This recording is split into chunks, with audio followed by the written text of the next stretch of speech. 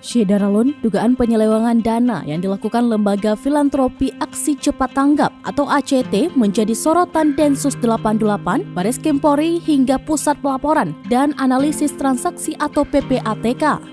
Kepala PPATK, Ivan Yustia Vandana mengatakan penyelewengan dana itu diduga untuk kepentingan pribadi dan aktivitas terlarang. PPATK juga memberikan laporan terkait dugaan tersebut ke aparat penegak hukum, termasuk Badan Nasional Penanggulangan Terorisme atau BNPT dan Data Semen Khusus atau Densus 88 Anti Teror.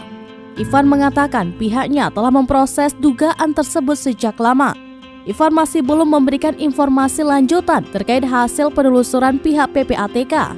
Terkait dugaan temuan itu, Kabag Banops Densus 88 Anti Teror Polri, Kombes Pol Aswin Siregar mengatakan pihaknya akan melakukan pendalaman. Ia menyampaikan bahwa kasus ini pun masih dalam proses penyelidikan penyidik Densus 88.